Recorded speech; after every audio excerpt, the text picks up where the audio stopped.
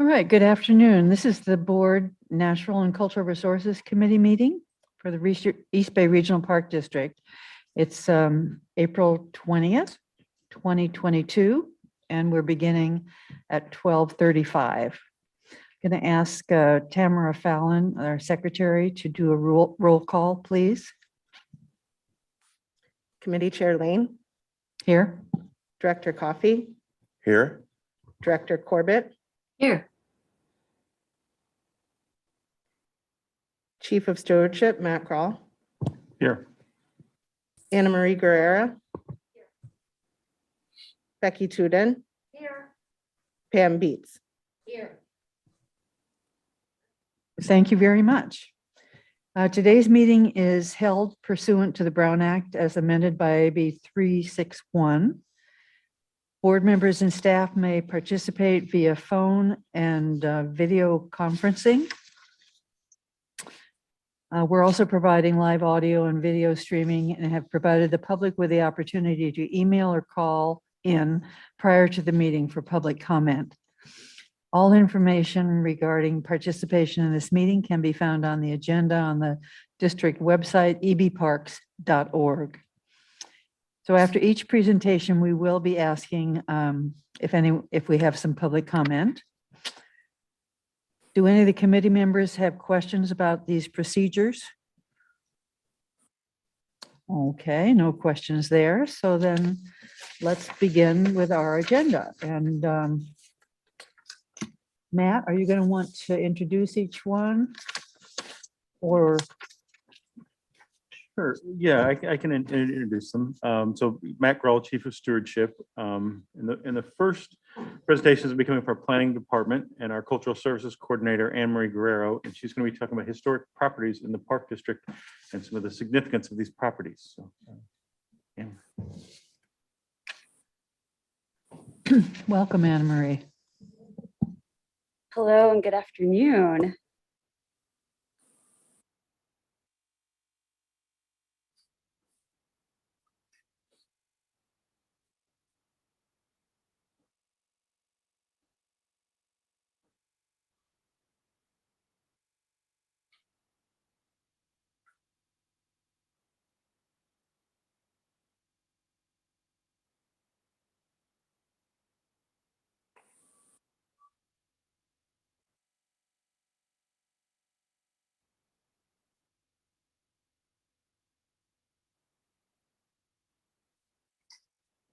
All right, thank you so much. Good afternoon to the board and to everybody listening.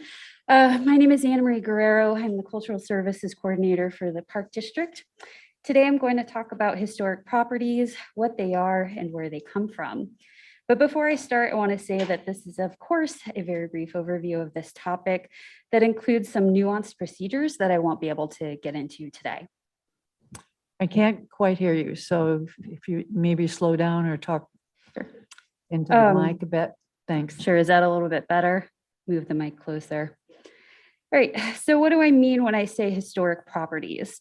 Under the National Historic Preservation Act of 1966, as amended, historic properties are defined as district sites, buildings, structures, or objects included in or eligible for inclusion on the National Register of Historic Places. The National Register is a list of the nation's historic places worthy of preservation. This list was created when the National Historic Preservation Act was enacted and is kept and maintained by the National Park Service. And there is actually a position called the Keeper of the Register. So, and it is the keeper that makes the formal determination for what properties actually get listed in the register. Now, most of the items on this list are actually important on a state or local level rather than a national one, which brings me to the California Register of Historical Resources, which was born out of the California Environmental Quality Act in 1970. Resources listed on this register are called historical resources, and resources that are on the National Register are automatically listed onto this one.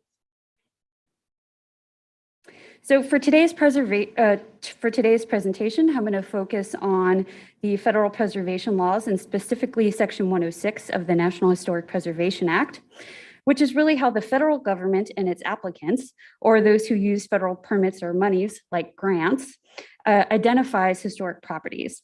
This is the primary way historic properties are identified. On a state or local level, we have the CEQA process, which asks us to consider our project impacts on historical resources.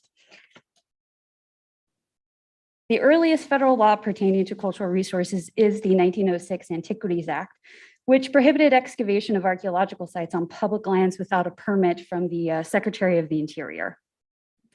But protection and management of cultural resources didn't really begin until post-World War II, when the Corps of Engineers began building dams and reservoirs, and the Eisenhower administration began constructing the interstate highway system. And then subsequent administrations began implementing other development and urban renewal projects. All of these improvements had impacts to both natural and cultural resources, which spurred environmental movements in the 1960s and 70s. And out of concern for the protection of cultural resources came the National Historic Preservation Act and Section 106, which requires that federal agencies do two seemingly simple things. One, take into account effects of their actions on properties included in or eligible for inclusion in the National Register. And two, afford the Advisory Council on Historic Preservation a reasonable opportunity to comment. But why do we also consider eligible resources? When the National Historic Preservation Act was first enacted, very few properties were on the National Register. And the law initially called for only those properties on the list to be considered. So of course, this left a big loophole for agencies to take advantage of. And so they would just avoid listing resources on the register, so that way they wouldn't have to consider them in their project or undertaking. So President Carter's Executive Order 11593 addressed this issue and closed that loophole. All right, so let's say we have a project with a federal permit, such as from the Army Corps, or grant money from a federal agency, such as FEMA or US Fish and Wildlife. And the agency has decided that their project is an undertaking. So how do we identify whether or not we have any historic properties in that project area? Well, the first thing we do is identify the area of potential effect, which is defined as the geographic area or areas with which an undertaking may directly or indirectly cause alterations in the character or use of historic properties, if any such properties exist. So this is not the same thing as the project footprint, but sometimes it is coincident. The definition of the APE can be complex, taking into account the project elements and also the presence or absence of cultural resources nearby. The law states that you must make a reasonable and good faith effort to identify historic properties in your APE. Failure to do so would likely result in not only earning the ire of those that review such projects, but also in getting your project kicked back to you by said reviewers for not doing your job. So we have an undertaking and an idea of what the APE may look like. What do we do next? Well, the regulations provide guidance, but not specifics on how to identify historic properties in the APE. Generally, we do background research, which includes checking to see if other people have studied our APE and determining whether or not they have identified any historic properties already.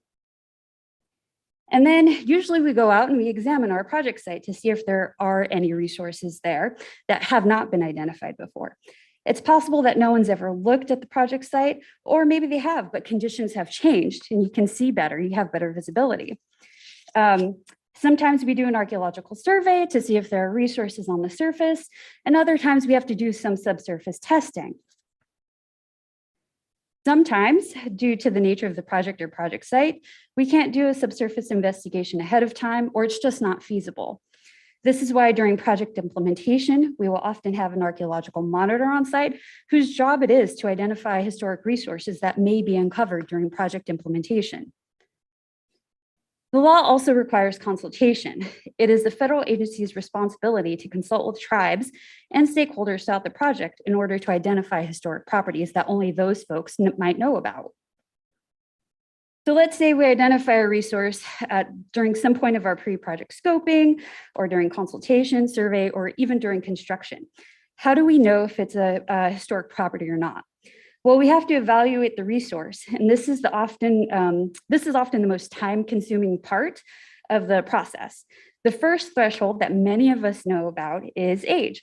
Most of the time, we use 50 years as the marker for time. However, the Office of Historic Preservation suggests using 45 years.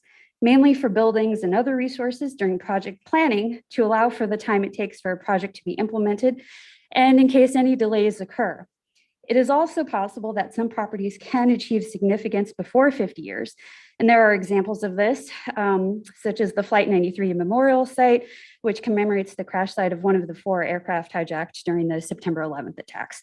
So sites like those automatically we recognize the significance despite not having met that 50-year threshold. So let's say our resource meets or exceeds that 50-year threshold. Now we must illustrate that it has value under at least one of these 4 criteria. So we have A for association. A property can be eligible under this criteria if it's associated with a specific event, such as a battle or an invention, or some pattern of event like the development of parks in the East Bay. B is for big people. This is simplified down to important people on a local, state, or national level. C is what we call cute buildings, or the characteristics criterion. It's for properties that display the characteristics of a class, a style or school of architecture, or a period of construction. And D is for data, and that is every archaeologist's favorite criteria. Usually we illustrate that a resource has value under at least one of these criteria through the development of a historical context. So not only does a property have to meet one of those 4 criteria, it also has to retain integrity. And this should not be confused with structural integrity.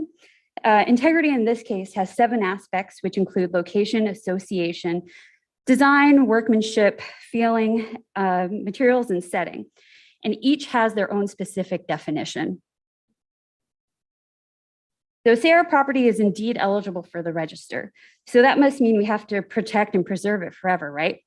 Not at all. As a matter of fact, if you're not using federal monies or permit, or if you're not the federal agency, you can alter or remove a historic property as long as you're following any state or other federal laws that you may be subject to.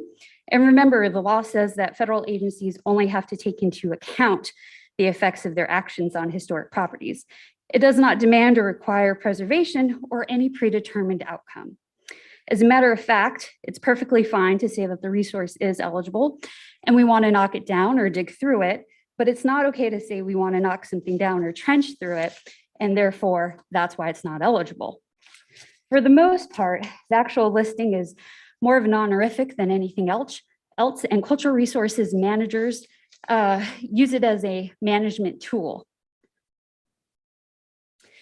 So why do I focus on the Section 106 of the National Historic Preservation Act? Because we actually use a lot of federal funds, usually in the form of grant money and federal permits at the Park District. And therefore, we are often assisting federal agencies with this type of compliance. In addition, when we're doing projects under CEQA, the process is a little similar. And it's been largely through such federally permitted or funded projects that historic properties have been identified at the Park District. So throughout the Park District, we have almost 500 known or formally recorded resources. And there are probably about twice as many that have not been recorded or have yet to be identified.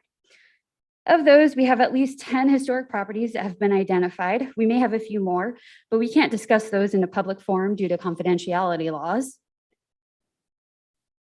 And we have at least 8 eligible historic properties within or adjacent to land operated or managed by the Park District, and they're listed here. How we might treat or manage historic properties is the subject of a completely different presentation.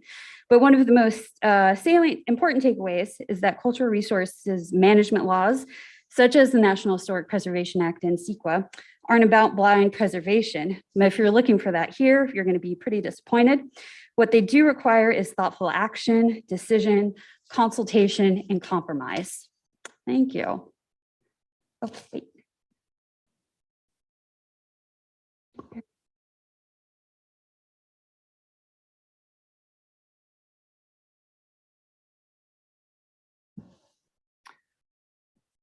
Well, that's a huge explanation. And you're saying that the Park District has 500 of historic places or that we've identified? There we go. Is that working? Okay. So there are about 500 known resources, and not all of them have been evaluated because it's such a lengthy process. So most of the time, and it's actually easier to avoid them or work with them, or sometimes even to just treat them as eligible and move forward. So what we do have is about 500 resources that we just know about throughout our lands. So what are some of examples of that? And we do, we do know we've got, there are a lot of public examples. Yeah. So like I said, we have, Ardenwood Farm is actually like a resource. There are a number of known and interpreted Native American sites at Coyote Hills, right, that we know about and that we share and interpret those with the public. And quite a few elsewhere Correct. Yeah. that we know about. So when we talk about Vasco Hills and Vasco Caves, is that fit in that category? Yes. So that is a resource. Mhm. Then we have other buildings. We have a lot of buildings here at the Park District. Yes.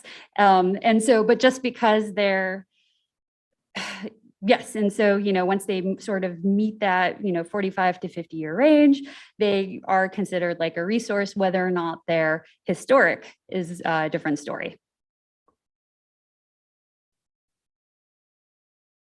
So I'm asking those questions. What about the rest of the committee? Colin, do you have some questions or comments? You want to know what you have in your ward? Yeah, actually, it would be interesting to see that list at some point. Right. So most of that list is restricted and confidential. Built environment resources are shared with the public. Is there a list of, I mean, you flashed a couple of slides that showed some, but are there lists that remove the culturally sensitive confidential items? So like even the location of resources is restricted. So built environment resources that have addresses already or already widely known, like the resources at Coyote Hills. So those are open to public interpretation. But for the most part, the rest of especially archaeological resources, their location and descriptions are confidential and restricted by law. Why are you able to list a number on a slide in a public meeting? Right, because those are the ones that are buildings or are built environments and they're already listed. So if it has an address, it's already in the public, right? So the ones that I showed earlier, like are all built environment or buildings and are listed resources. So are they available in some master list somewhere? Yeah, so if I'm trying to figure out how to go back to my screen here. Yeah. So, that one, there we go. So yes, you can actually find the list of historical resources and historic resources. So resources that are on these very important lists, they can be found online. So the California Office of Historic Preservation has a list by county. And so that is the website. If you go to that website, it'll direct you to the resources. And you'll get like a little blurb about them. So your answer is the Park District doesn't maintain such a list. So we do, it's not our job to like maintain and administer that list. It's the state of California that administers state listed resources. But we do have a list. We do have It's just not, it's just a confidential list. Yes. Okay, so the public nature of the list isn't on a separate list.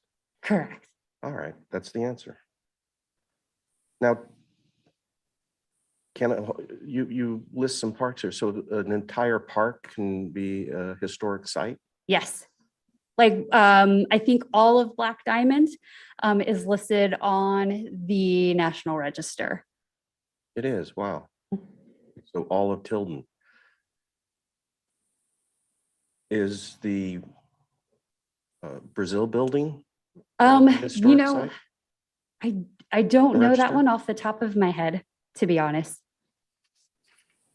But it could be, it's 80 years old. And It is, I has- didn't come across it when I was looking through the California list of historical resources or on the list of federally listed resources.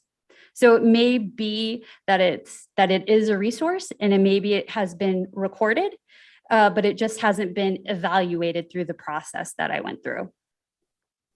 When we acquire new lands and we either use federal funds, as we often do in the process of acquisition, or we will develop the land and various projects associated with land using federal funding. Do we routinely do historical assessments of what we're acquiring, the buildings we acquire and ranches as such? Yes. And we have consultants that do that? Yes, I yes, have because some it is memory a of that. big job and it does take a lot of work. We do need consultants to help us with that work.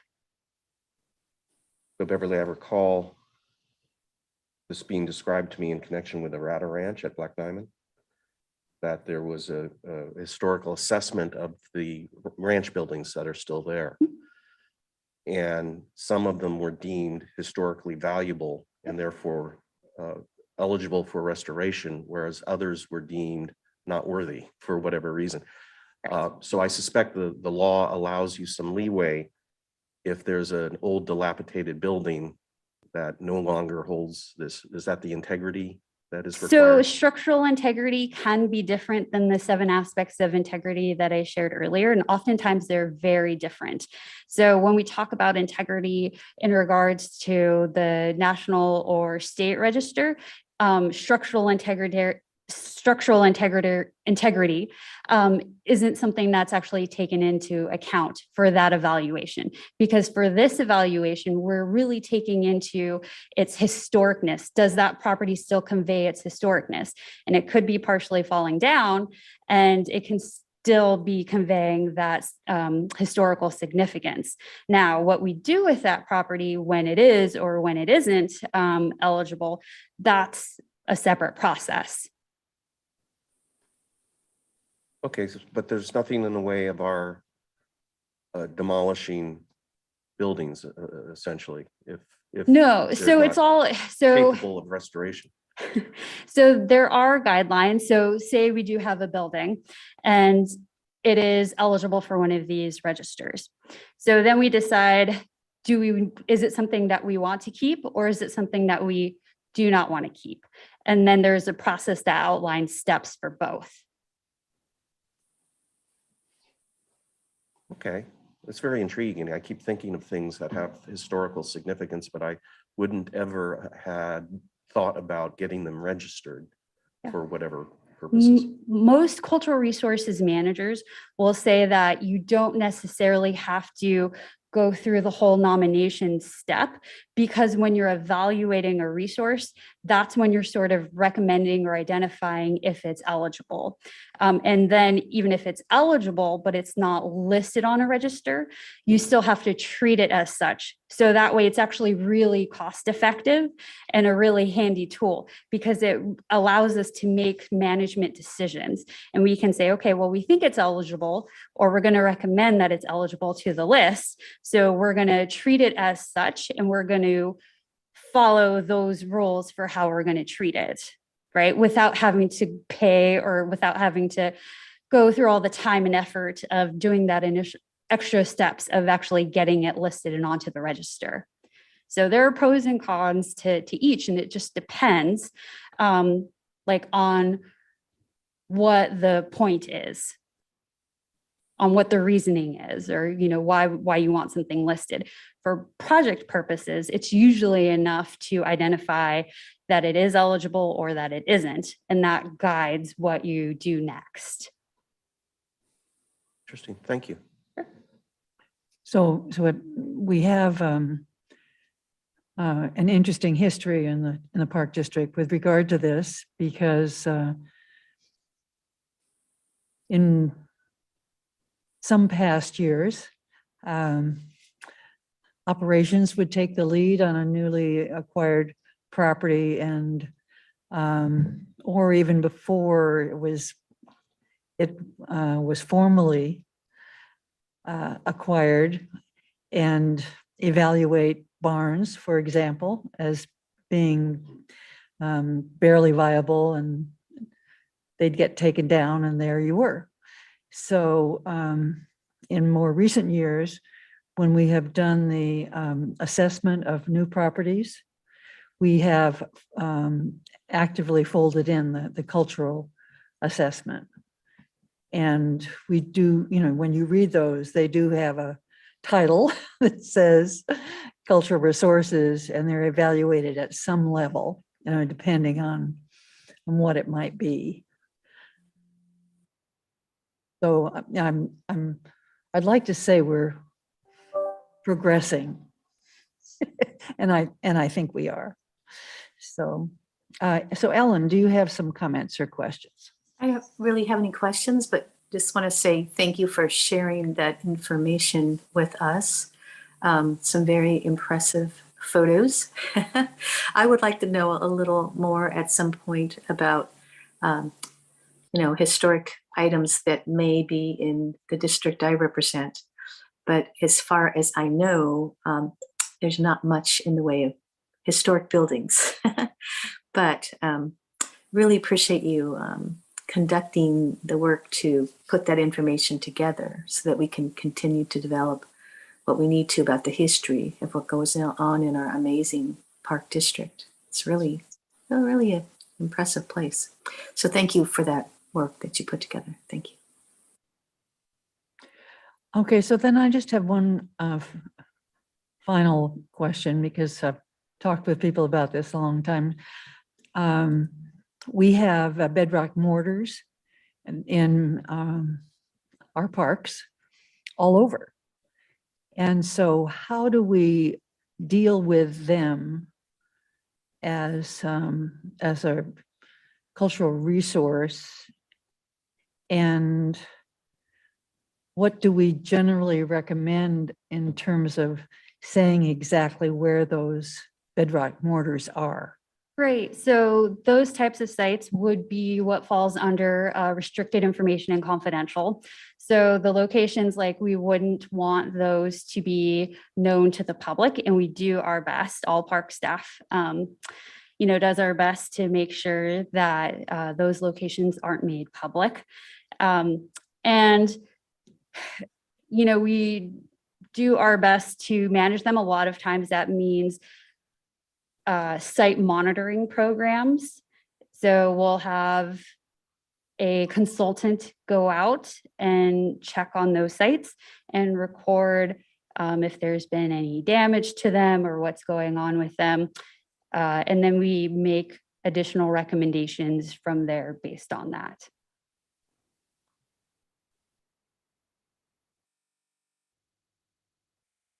We don't really make GIS locations available or anything like that. No, because it is restricted and confidential. And it protects those properties as well. Correct. And And we when- also do try to listen to how the tribes would like their resources stewarded. And most of the time, sort of in alignment with the law, they don't want those locations known to the public. So what are the consequences if individuals do advertise exactly where these sites are? Right. So that is a topic that's been under a lot of debate. And it's one of those things that's really hard to get a hold on. So if we catch somebody on public lands, so we do have our own ordinance 38 where it is illegal to remove artifacts or damage archaeological sites, and that is a punishable offense by a citation. And then there are also state and federal laws that prohibit the physical harm to archaeological sites and to tribal cultural resources. When people post things online, that's a little bit harder to fine or to cite somebody for. And that is something that is being that people are trying to figure out at a much higher level, like how to deal with that. It's much to the ire of every cultural resources manager and tribal person. All right, thank you for that. Are there any other comments or questions? Thank you so much for the presentation, and we'll keep these things in mind. Okay, thank you. Thank you. So our next item, There's no public comment on the list? oh, is there any public comment? No. Sorry, So- got it. Okay, but it's.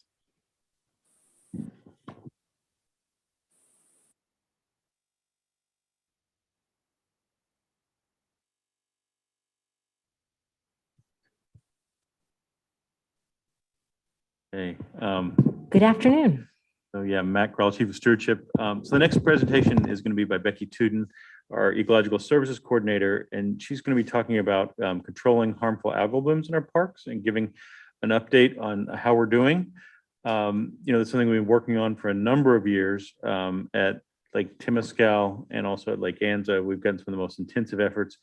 And Becky's going to give an overview of how some of that work's been going and some other issues that we're seeing in some of those lakes.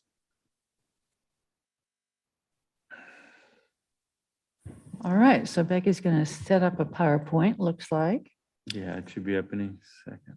and Perfect. There we go. Director Coffey said he just had a good look at Lake Anza. So, and what it's looking like currently, which I think you'll share. Absolutely. Good afternoon, Committee Chair, Director Lane, members of the committee. My name is Becky Tuden. I'm the Ecological Services Manager for the Stewardship Department.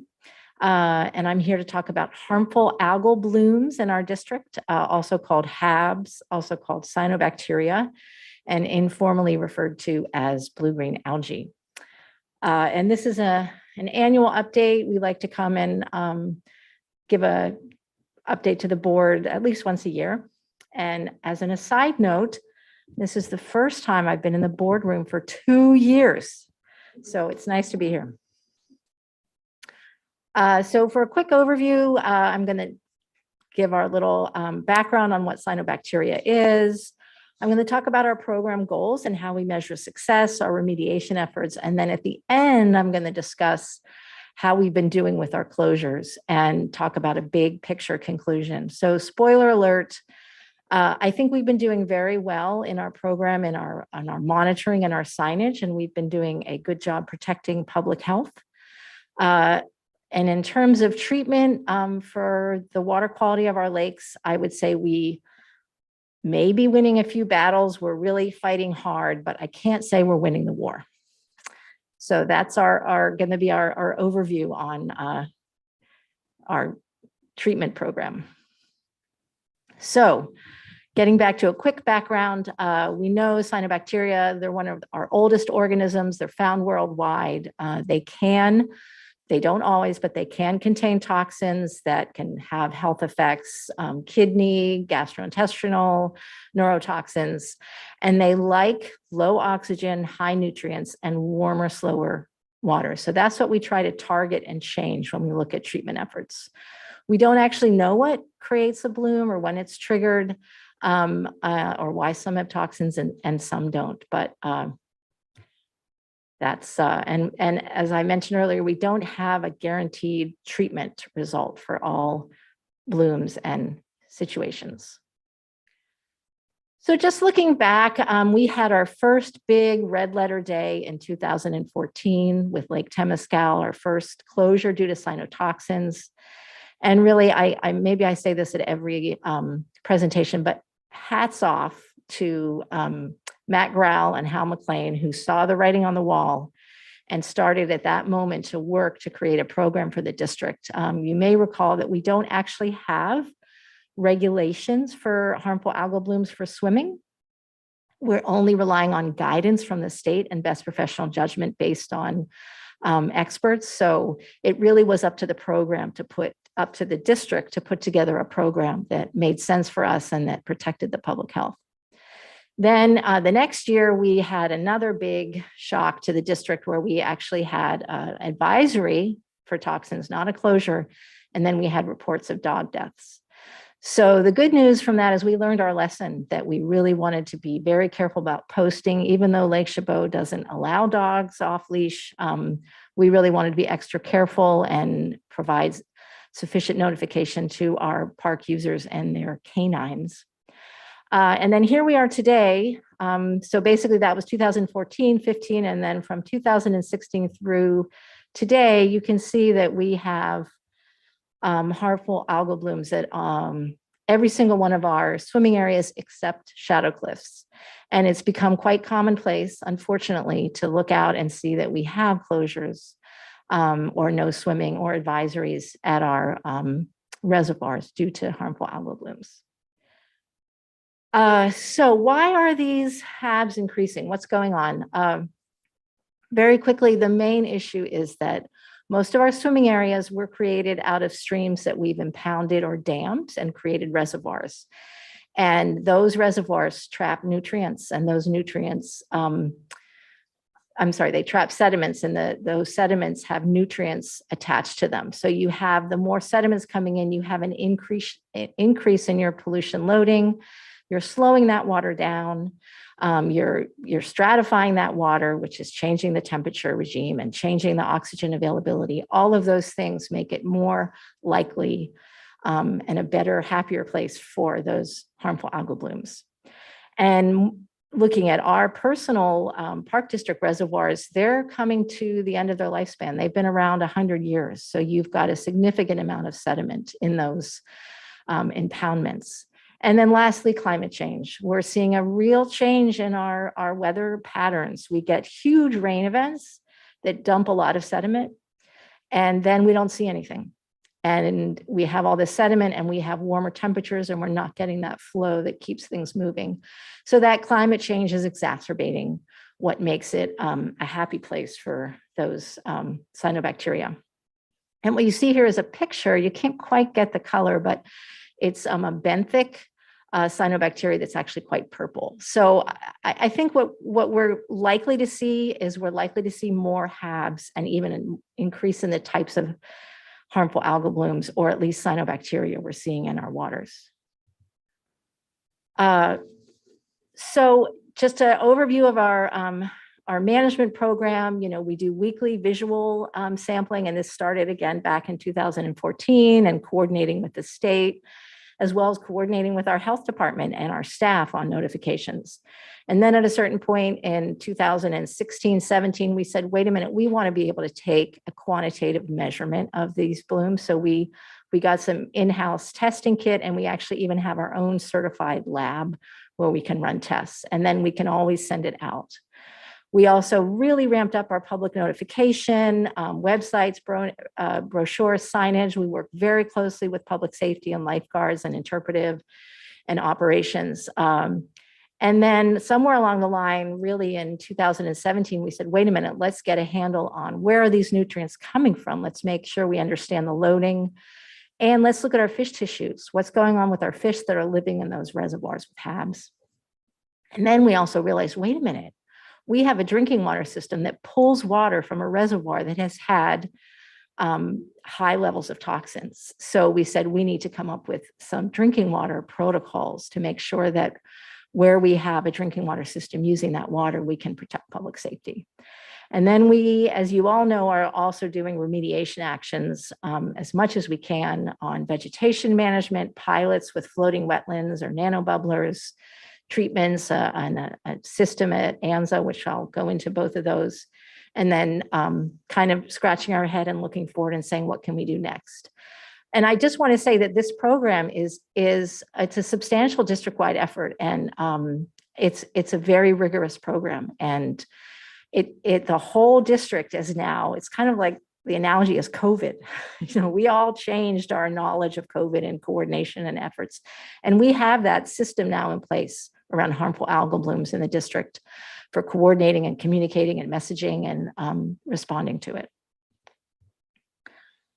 So now I'm going to talk about some of the remediation efforts that we've done. And again, when we started in 2014, here we are in 2022, 8 years, almost 9 years. So that's a good chunk of time that we can look at.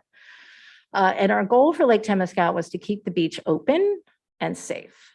And that actually is the goal for all of our reservoirs. Some of them have additional goals, like ANZA has fish, Quarry Lakes has drinking water. So this is sort of the minimum, is can we keep the beach open for swimming and is it safe? And as you know, at Lake Tamascal, we have an annual dredging program of those detention ponds that collect sediment. We do vegetation harvesting, algicide treatments annually. And then we've done some bigger alum treatments 3 times since 2017, and we're planning another one this spring. We did that dredging feasibility study in 2019, and then we had the nano pilot last year, which we were all very hopeful for. But it turns out that the nano bubblers were not properly sized for our lake. And more importantly, they weren't really delivering the oxygen that we thought. And while oxygen levels appeared beneficial, we weren't seeing long-term benefits from the nano bubblers. So we discontinued that pilot. So what's happening at Lake Tamascal today? Well, Lake Tamascal is open. There's a picture from days gone past. I think it's been closed for 4 years. This is the first time it's been open in 4 years. We had 30 days of closures. And then I think at a certain point, the public safety said, we don't want to open it because it was too hard to staff lifeguards and the uncertainty. So the good news is that it's open.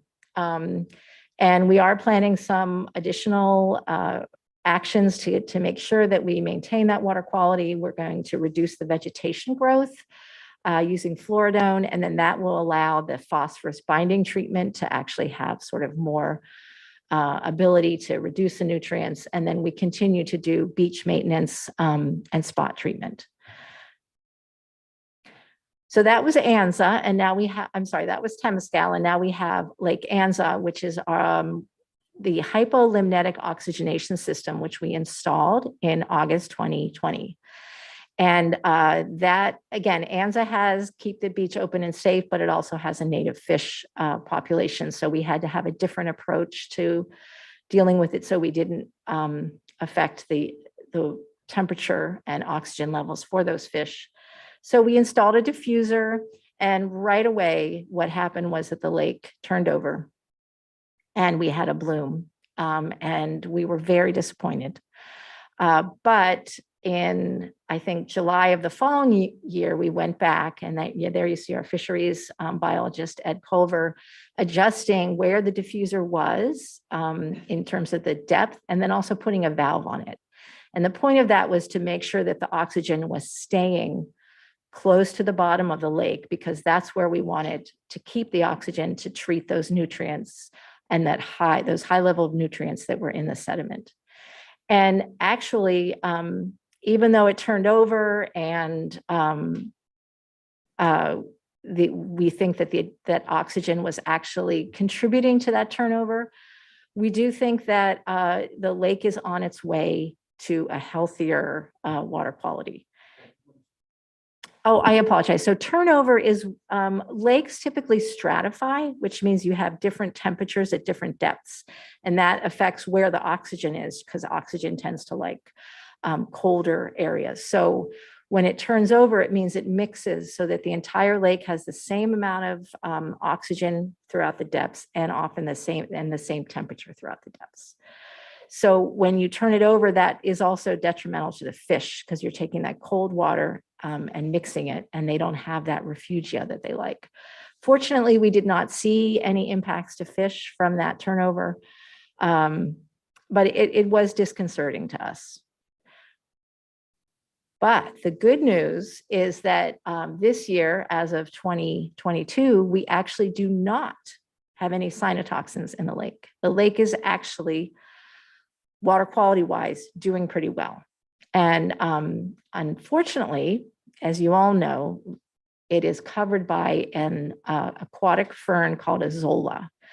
So it's very unsightly. The good news is that Azolla actually is outcompeting the cyanobacteria for nutrients, and it's also keeping the lake cooler. So it is helping us treat the lake. And I also want to point out to the picture at the bottom here, which is, it's a picture of Lake Anza over where Wildcat Creek comes in. Behind me in this picture is the bridge, and I'm almost facing downstream. And what you can see here is that most of that area was filled in with sediment after those 2021 October storms and December storms. That area that we're all seeing used to be water, and we got a huge delta that came through of sediment. Maybe we'll get another flow that flushes it through, but this is an example of how our storm systems are changing. And that storm did blow out the cyanobacteria from the lake, which was good news, but it also brought in a whole lot of sediment. So Lake Anza is not going to be open for the season, primarily because there are some maintenance projects that are done, and also because of the uncertainty about water quality. The water quality right now, if we were to remove the Azolla, would be fine, but by removing it, we could raise the temperatures and we could see another bloom. So the idea was to let's give the lake another year to help work its way back to health and do those maintenance projects. So another thing I want to report on is that our fishing is okay, despite these harmful algal blooms in all of our reservoirs. We have done district-wide microcystin testing of fish tissues since 2016. We did have a break in 2020 due to COVID. And we also checked our stocked fish, our rainbow trout and channel catfish, and they have no signs of any toxins in any of their tissues. And every single lake is toxin-free in the tissues. Where we are seeing toxins in every lake is in the liver.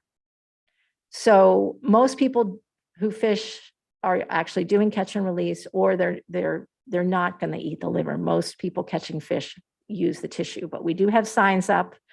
And that's the good news is, unlike what the state guidance says, we have our own site-specific information to tell us that it is okay to fish, even if we have danger levels at our lakes.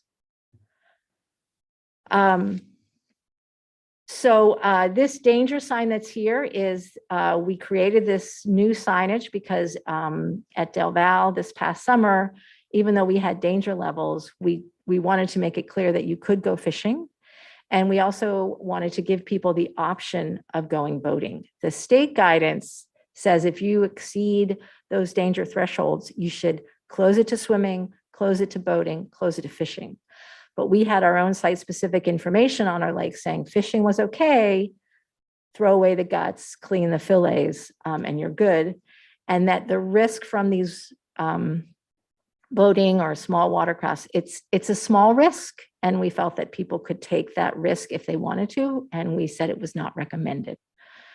And then another activity that happened this past year was that we got a very brand spanking new state-of-the-art drinking water system at Delval. So that allays a lot of our concerns about treatment for cyanobacteria. We still test the raw water for cyanobacteria going into the treatment system so that we know if the raw water has some inputs, but the treatment system is much more effective at treating cyanobacteria than our previous one. So that's good news for drinking water. And operations has actually come up with this new streamlined signage. Right now, every time there's a change in status, they have to bring out the sandwich boards, put in the new sign, or then take them back. So the idea was to create a sign you could have up permanently and then have an arrow pointing to low risk, caution, or danger, depending upon what the risk was, sort of like our fire signs. And that could be up all the time. So we'll be looking at this and implementing it this swim season. And then we're beginning discussions with Alameda County Water District on Quarry Lakes, because Quarry Lakes has had a lot of closures, and they're willing to talk to us, which in the past they've been more reluctant because it is a source for their drinking water, and they were concerned about looking at treatments, but they're willing to entertain the notion at least. So where are we in the 2022 swim season? Just an update as to what to expect this summer. We're district-wide. We do weekly monitoring of E. coli and cyanobacteria. Tamascal is open. We're going to continue to do the beach maintenance and some lake treatments. We have a question about E. coli because we got some high levels that we couldn't trace the source last summer, but we've been testing all of April and we haven't seen any high E. coli. So at this point, it's open, the lifeguards are out there, and it's a reason to celebrate. And this year, the swim season, Anza, we're just going to hope that we can help convert it to a healthier lake. Delval and Quarry Lakes, we're just, again, keeping an eye on the cyanobacteria, and Shadow is closed because we don't have enough water to swim. So we're not testing there. Okay, so I started this out by saying, what is our conclusions about our program? And what I wanted to look at is the proof is in the pudding. How many closures have we seen in our lakes? And there's a bunch of things going on here. So let me walk you through it. So this is a graph that shows each of our reservoirs and where we've had closures. Now, this is closures throughout the year, not just the swimming season. So it may be closed in December when many people aren't swimming. So that is reflected here. So if you'll see in this, in Tamascal, in 18 and 19, we didn't have any closures. And we attribute that to our alum treatment. And then we saw in actually 2018, while we didn't have closures, we started to see an increase, 2019, when we didn't have any closures, we started to see caution increasing, but no closures. And then in 2020, we had the cyanobacteria come back in. And so we did the treatment in 2021. And again, we'll be doing it this year. And if you look at Anza, it's very interesting. We had the same status of having it toxin free for those similarly 2 years. So while we thought maybe we did all the great work in Tamascal, if you look at Anza and you look at Delval, there weren't any closures this time. So maybe it wasn't our treatment alone. Maybe there was something else going on in the weather, but it's just worth noting. And Quarry Lakes had, as you can see, an excess of 100 days of closure for 6 of the past, 9 years, 8 years. So are there any questions about this graph? Because this is how we look at whether we're being successful in meeting our goal. I do want to point out that we have had just a handful of comments. I can't even say they've been reports, but of people who may feel that they got a stomach ache or may feel that they got a rash. But really, our public health in these reservoirs has not been an issue. So when we look at are we achieving our goals, I want to make it very clear that we are doing a lot to protect the public health and safety. We're not as successful in controlling the closures. So next slide is how are we doing so far in 2022? And again, this is just for this year. Again, Shadow and Anza are closed, but not due to cyanobacteria. Tamascal is open, no cyanobacteria. And Delval did have a bloom at the beginning of the year, but is now open to swimming. And Quarry Lakes had a very high closure rate earlier in the year, but those toxin levels are going down. We think it's probably attributable to the cooler weather. So what are our conclusions in our program? One conclusion we've seen since we started this in 2014 is that HABs events are becoming more frequent and we're having more closures. And that we have really turned our resources to devote a lot of time, staff time and funds to the monitoring, messaging and treatments because our staff feel really important that we want to maintain those lakes for swimming. And that our monitoring and notification program has been very successful in protecting public health. And I have to say that our treatment results have not been meeting our stated goals. And again, I think Tamascal and Lake Anza, the jury's out on those, but we may have won those battles, but it's uncertain. I want to thank all of the Park District staff that have worked on this, our fisheries program, our IPM program, water management operations, as well as our advisors, consultants, and water board. And that is my presentation on the state of harmful algal blooms. Thank you. Thank you. It's been quite a ride, hasn't it, since 2014? And I do think others are looking to the district for what we are doing. Can you comment on that? Director, or Matt, did you want to comment on that? Or I guess I didn't quite understand when you say others are looking to the district, you mean other swim? Other or- agencies? I do think we are a leader, definitely in our recreational program and in trying different remediation techniques. We are a leader. Every reservoir and every agency situation is a bit different. So I don't know that, for example, the water districts don't often have swimming. So while they are concerned about cyanotoxins, they don't necessarily have to post and monitor for swimming the way we do. Yeah, and also Matt Grawl, Chief of Stewardship, we, pre-COVID, we were doing presentations at the National Recreation and Parks Association and other conferences, on our program. And so it was very well received. And in those presentations, there were a lot of agencies that were really thankful to hear that information and got a lot of questions about how to set up their own program. So after those presentations, I did interact with agencies really from around the country, so supplying some of the information that we did to set up our program. And what about Cull Canyon? So Cull Canyon and Don Castro and Contra Loma are swim lagoons. They're what? They're swim lagoons. So they're different from swim reservoirs in that we actually treat them with chlorine. And that prevents the blooms, Yes, probably. yes. And they're not getting, water coming in and being impounded the way these other, they're not dammed up streams. And then did you say that whether they're closed for swimming or not, there is fishing in each of these lakes?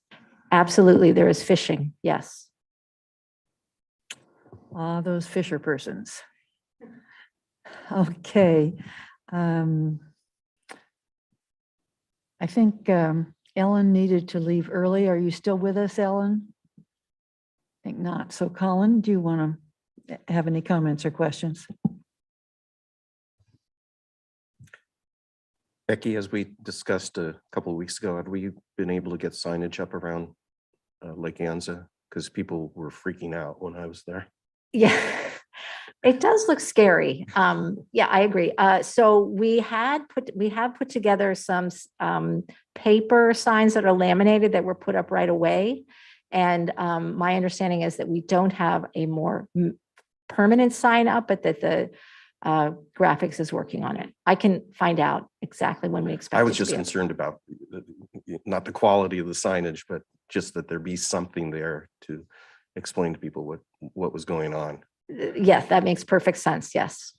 And then sure enough, a week after you and I spoke, it shows up on the evening news, which made me chuckle. Happily, they interviewed you as well, and you were able to get that message out. The only question I had, I noticed in your credits, a reference to people from Cal State East Bay. I wondered what their involvement was. Yeah, so that was before my time, but we did have them do the initial study on some of the water quality there. And maybe Pamela remembers because I think it was her intern. So it was some work by one of the students on looking at, I think it was groundwater and freshwater interaction. I'll let Pam speak to that. Sure. Pamela Bites, IPM specialist. Great question. We work as frequently as possible with Cal State East Bay students, and Faith Lovelace was one of our first master students who also at the same time was a watershed intern in the IPM department. And she was tasked with investigating the origins and the fate of the phosphorus molecule in the watershed that contributes water to Tamascal. What does that mean? As we know, phosphorus is one of the primary nutrients that drives these algal blooms. Phosphorus is also a natural element. It comes naturally in volcanic rocks, for which in the Bay Area has a lot of volcanics and a lot of sedimentary rocks. So our question was how much of the phosphorus naturally occurring was coming from the rocks as they erode off the watershed and get deposited in these impoundments, and how much could that phosphorus be a more anthropogenic or man-made coming from sanitary sewers, et cetera, or excess nutrients in lawns, et cetera, from that very urbanized watershed. So Faith's master's thesis was on the very exciting stable isotope of the oxygen oxygen molecule in the phosphorus or in the orthophosphate ion. Does that answer your question? Yeah, I'm going to run out and get a copy to read. I'm just always interested in our numerous and frequent connections with academia. Thank you, Becky, and I appreciate the to date good outcome. Congratulations on that. Thank you. I appreciate the report as well. I think it would be important for the rest of the board to get an update, particularly, not back to 2014, but what is currently happening as we look to the summer. So it would be helpful if you could put something together for them. Maybe it could be one of the GM comments or a mini presentation for the board. We do really hear from people about the water, and because they hear about the toxins all the time, they'll see things as you mentioned for Lake Anza, and they'll immediately think it's poison. And of course, people remember those dog deaths. So to have something that's very clear that the board has in hand, I think would be very helpful for us as we go into the summer season. Absolutely. And I do know that Public Affairs is leading an inter-district work group to come up with the messaging on water quality and the status for the swim season. So we can coordinate with them and see who would be best to provide that update. We'd be happy to do whatever works. Yeah, and I thought the charts were very helpful. Great. Well, thank Thank you you. again.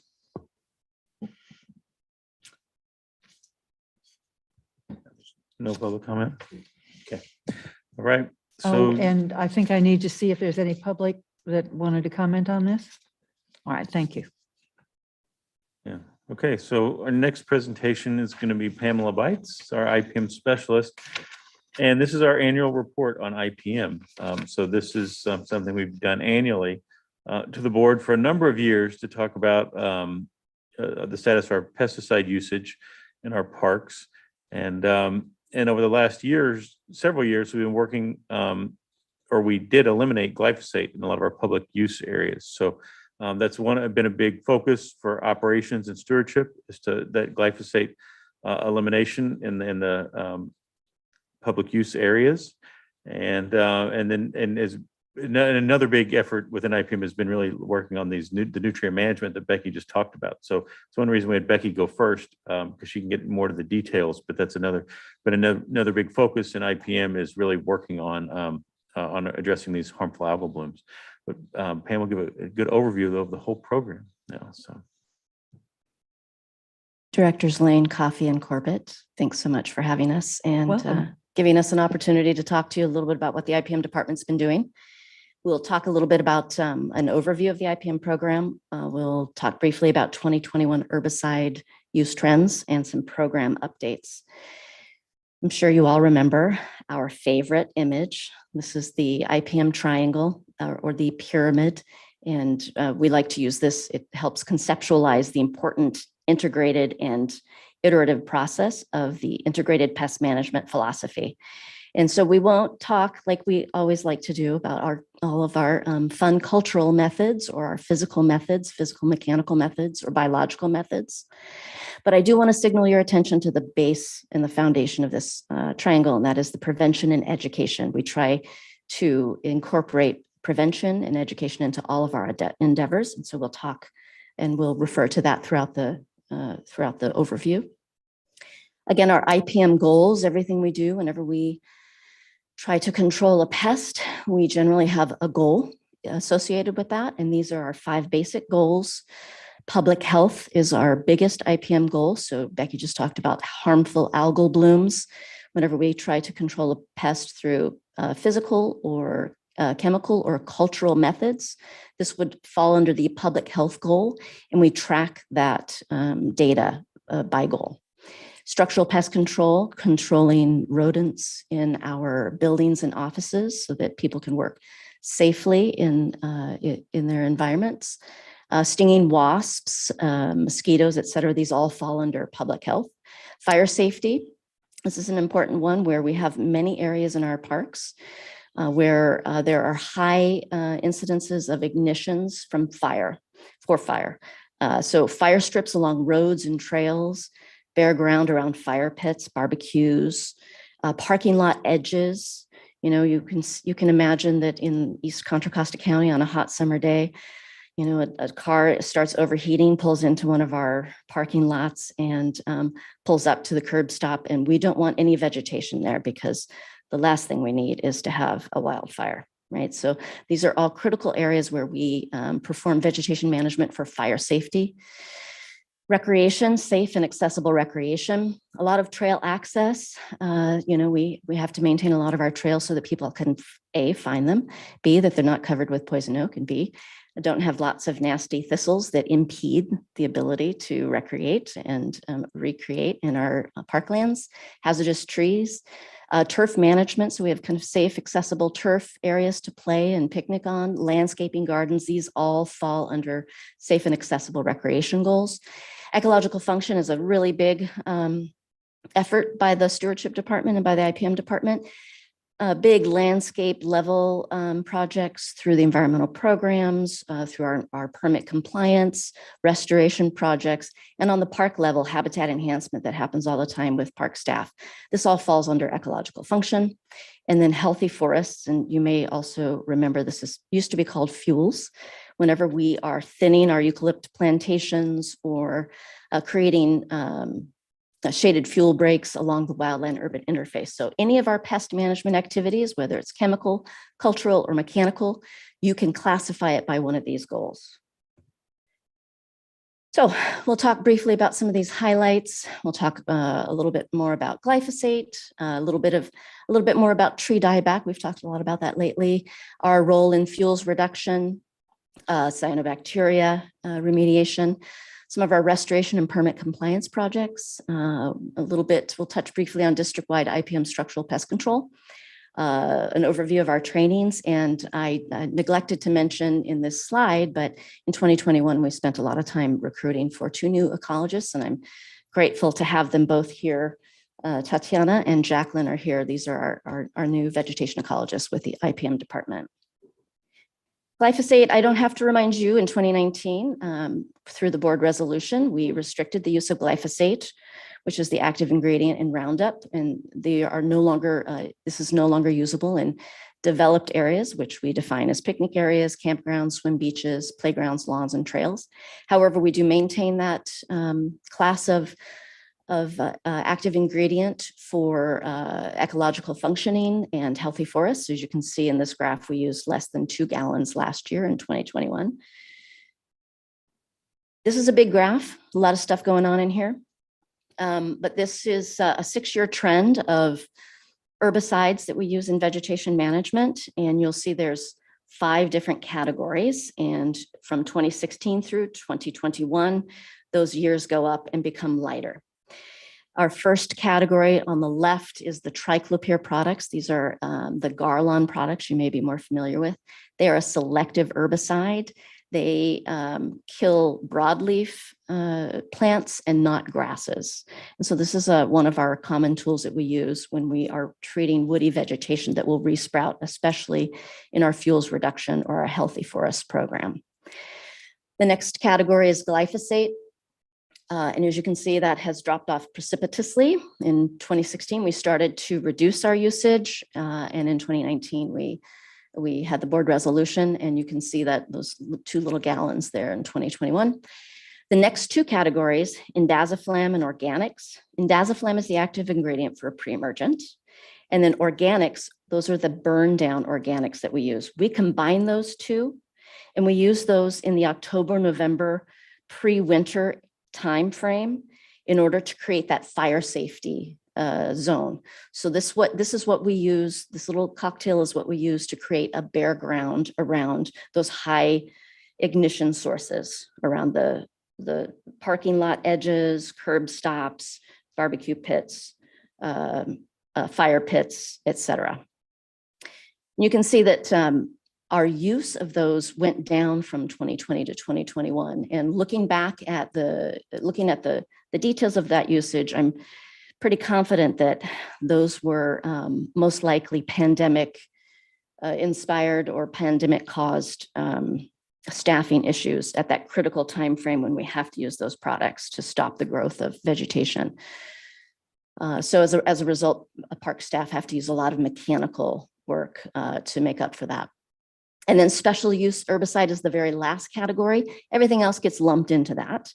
Generally, those special use herbicides are used for our big projects like restoration, environmental programs, et cetera. So you can see that the use has remained relatively stable for most of those categories, with the exception of glyphosate, that's gone down pretty substantially. But special use herbicides relatively steady, and Triclopia relatively steady. Rodenticide, a lot of talk and concern about rodenticide. This is a 10-year graph of the difascinone, of our use of difascinone rodenticide. We use difascinone, which is a first-generation anticoagulant rodenticide to control ground squirrels. Now, I want to mention, we all know ground squirrels are an ecosystem, a keystone ecosystem engineer and a keystone species. And we don't want to kill ground squirrels, but unfortunately in areas where we have critical infrastructure like levees, roads, campgrounds where we have a lot of high use, as well as landfills, we are required to control for ground squirrels. They create vast burrowing systems. And in those areas that can be very destructive. It also creates a lot of rattlesnake habitat in some of our campgrounds. Whereas out in the wildlands where we don't control ground squirrels, they perform an absolutely critical role for us. So this graph shows you that we have been making efforts and succeeding in reducing the amount of difascinone that we use. We prefer to use trapping or sometimes an asphyxiant if possible. Unfortunately, those are not as effective and they require a lot more input and a lot more time. So we're able to manage some control, still very much a big balance. And we can have a good water year. Like, while it's not a great water year for us in most cases, these late rains will create a lot of vegetation. And those will tend to create, will support booms in mammal populations. So some years it's more difficult to control ground squirrels in these critical infrastructure areas. Bay Area die-off. Remember 2020, we heard that acacia were dying throughout the Bay Area. By 2021, we found out it was many, many more species. and it was widespread throughout the Bay Area. Some of our hardest hit parks, Anthony Chabot, Tilden, Miller Knox, the bulk of those trees that are greatly affected were the eucalyptus plantations and eucalyptus groves.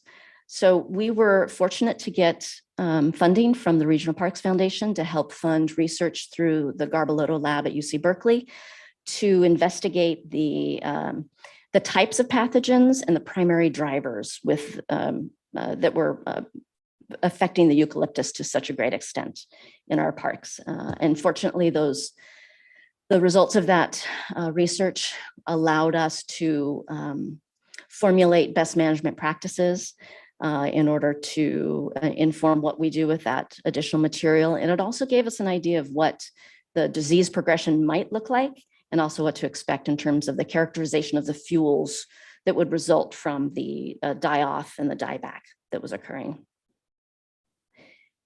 Under the public health goal, cyanobacteria, Becky gave you a great overview. We work hand in hand in our working group. And this year we altered the oxygenation system so that we'd focus that oxygen right in that deep pocket where there's the most sediments and the most low oxygen conditions that allow that phosphorus to be released from the sediments. But we continue to experience climate change impacts, as Becky mentioned. We're also active in Lake Tamascal. This is 2021's alum treatment. Alum is a compound. It's not a pesticide, but it is a compound that binds with the phosphorus that is biologically available in the water column. So that's one way to manage every year through a maintenance dose. It's one way to help with cyanobacteria blooms. And we'll be doing another treatment in May. But as Becky mentioned, dredging is really the ultimate goal for these aging reservoirs.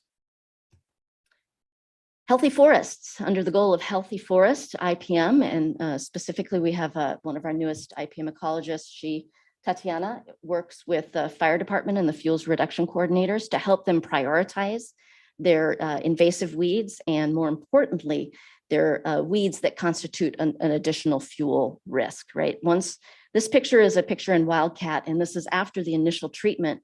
What we're finding in some of these areas where we haven't performed initial treatments before, this area was just chock full of woody material, and it was masticated. Once we're able to make our way into some of these sites that are very, very dense, we are discovering horticultural escapees that are very aggressive woody resprouters. So in this case, we have Maton, which is a Brazilian tree that we use as a street tree in the Bay Area that readily escapes. And we're still working, we'll be working for years in these areas with Maton.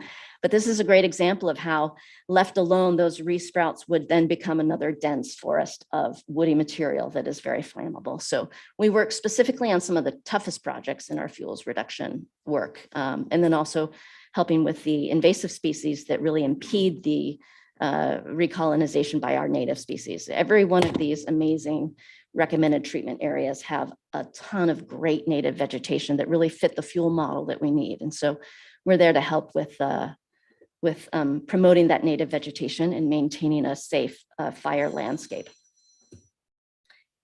Ecological function, my favorite category and yours. We do a lot, and I'm not going to read this slide because I just want to go over a couple of our bigger projects, but you can read more about this when we get the annual report out to you sometime in June. Permit compliance and restoration work. We do a lot of this in multiple parks, most notably our 4th year of treatment for perennial pepperweed in the recovery of the endangered soft bird's beak at Point Pinole. Perennial pepperweed it's been implicated in erosion and is a very aggressive, deep rooting invasive that quickly converts habitat to less productive monocultures. Leano Canyon riparian enhancement. We've been treating for the 4th year now, Cape ivy with a very selective herbicide that will control that Cape ivy and kill that Cape ivy without touching or harming the native blackberry or the poison oak that it grows in and around. So that's been a beautiful project to watch that riparian plant community kind of transform itself. And then Pleasanton Ridge, Sinbad Creek headwaters, we've been working on stinkwort for the second year. This is in service to the permit for Tyler Ranch and the Pleasanton Ridge Trail developments. Monarch habitat at Oyster Bay. We partnered with operations, our vegetation department, Conservation Corps, and also Alameda County RCD in installing the irrigation and the plants in about a 1/4 acre nectarine garden at Oyster Bay for the monarchs. So about 200 plants, 9 different species, all chosen because they bloom in the fall and winter. When the monarchs arrive, we want them to be able to nectar up, fatten up, so that come spring, they've got lots of energy so they can move out, perform their important migratory function, and find that milkweed up in our hills like Garin or Morgan Territory or Round Valley and lay some eggs, make some babies. Urban forest and climate resiliency at Oyster Bay. Back in 2018, we planted 330 trees to create an urban forest and also reduce greenhouse gas emissions through a CAL FIRE grant. We did this in conjunction with working with Earth Team, a group of local teens. Unfortunately, in the last couple of years, we've had to pause that because of the pandemic, but we maintain those trees, those maintenance continue. The maintenance of those trees continue, and we'll be partnering again with Earth Team and other volunteers to continue to steward those. Structural pest control, 2021 was a big year for structural pest control. We went through a competitive RFP process to procure a district-wide provider. This was really an important step for us because we need to have one provider where we can control the products that are being used, that we can facilitate the reporting for transparency, and most importantly, that we get a provider that uses a robust IPM program for structural pest control. That means trapping first and rodenticides as a last resort. Exclusion, sanitation, these are all absolutely critical foundations. Those are the preventions that the company that won this RFP, Pest Tech, they are stellar at providing. And they have a number of, they have a long track record of doing robust IPM programs for other government agencies throughout the Bay Area. So we were happy to welcome Pest Tech, and we'll be continuing to roll that out this year. Training, lots of training. Remember that foundation? Remember that triangle and the foundation? Training is a place where we can do that the most. So our annual worker safety training, still online, frees us up to do more in-person. We did a lot more in-person training with park staff, and best management practices with respect to projects that were just starting. We would go out and talk with folks about keeping things clean and don't bring in weed seeds or pathogens, et cetera. We partnered with California Invasive Plant Council and the Department of Pesticide Regulation to produce a best management practices for non-chemical weed control. You can see the photo here. This is the title page, and this is available online. And in addition to that publication, we put together several trainings on those non-chemical weed control techniques for the public as well as for park staff. And then Civicor, we continue to partner with Civicor, providing them with training on weed ecology, weed biology, weed identification, and interfacing with them on the great work that we do here in the Park District and what a great place it is to work. Moving forward in 2022, onboarding our 2 new ecologists who hardly even need it. They're now onboarding me. They know a lot more than I do. We're going to continue to address fuels reduction work and supporting operations with their IPM approaches.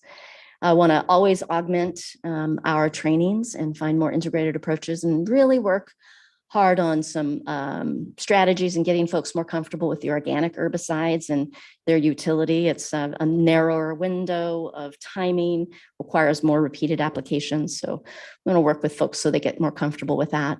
And then rolling out the structural pest control contract, identifying exclusion deficiencies and identifying funds to help with those. We have a lot of beautiful, old, maybe historic buildings, which sometimes are difficult to exclude. So it's a challenge for some of our amazing buildings. And especially as we acquire more property, sometimes we get some of those older buildings that need a little extra help and attention.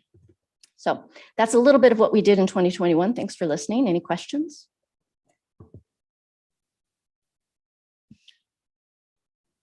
Somebody's masked up here in the, I have to confess that's from 2020, but I do love that picture. yeah. Well, thank you very much for the report. And I guess one of the questions I have is, do we do very much in communicating with the public about their need to reduce pesticides and herbicides? Because, you know, we have this report each year and we work to be very careful and responsible. And then you see these things that gardeners are putting on and individual homeowners rely on. And I mean, it's everywhere. So That's a great question. Yeah, and the least of which is not just herbicides, but as we mentioned earlier, fertilizers that contribute to our watersheds where we have recreational swimming. And unfortunately, that's a big ask for the IPM department when we're out there trying to, put out the fires. But we just had a number of acting during the time that we were recruiting for Jacqueline and Tatiana's positions. We had actors from different departments, including one from the interpretation department. And this is a great benefit for the district that we're able to act in different roles. And what an amazing opportunity it was to work with Constance Taylor from the interpretive sector. And this is something that she's very passionate about, is bringing these messages to the public, right? Because we're making decisions, you're making decisions, and it's really important that we also bring the public along with us with the most current science, with the best practices, et cetera. And so this is a relationship we would like to continue to forge with our interpretation department, because we have a lot of very talented interpreters that can actually begin to put together an IPM program for the public that could be really exciting. Don't ask me to talk about it because I'll talk your head off about phosphate molecules and blah, blah, blah, and you'll be asleep. But, get Constance in there and she'll talk to you about all kinds of amazing things and really put it into context. So in that respect, we currently don't have that working, but we have begun to forge those relationships, and we would like to continue to move forward and create more programming like that where we cross-pollinate. Absolutely. well, at a recent Contra Costa Mayor's Conference, the managers brought a report about some pretty onerous requirements at the Clean Water Board. I mean, it's just Water Board, is bringing to cities. And I was really sympathetic to them because they can only do so much. And for instance, talking to people about the kind of fertilizer they put on and the water that gets into the storm drains, they are grappling with how to convey what people should not put into that water. And with the drought, you're having less and more intense kinds of water going in there. So if there's some way that we could contribute in a positive way to help the cities meet some of these requirements, I think it would be wonderful, although certainly could be a stretch. I think that you've hit the nail on the head, that moving forward with climate resiliency constraints and the challenges that we have, we absolutely must be engaging with the public on these levels. Absolutely. And it will require additional intentional staffing, programming, not just some people are interested in this, but we need to make this a district-wide program. Every one of our departments can contribute to this. So I highly urge us all to continue, not only to continue to talk about this, but to make an action plan and put together some ways that we can begin to interface more with the public. And I mean, that's going to carry us through to the rest of the next few generations. These are for my kids and my grandkids, right? So Colin, do you have any comments or? No, I just wanted to thank you for putting together the presentation. I assume you're going to follow up. We'll eventually get that book you annually publish. Absolutely. You'll be getting that sometime in June. Yeah, I do want to say that, don't go, in, that the IPM report has, over the years I've been sitting on this committee, has just improved tremendously. And I appreciate the fact you're working with public affairs to have it be a document that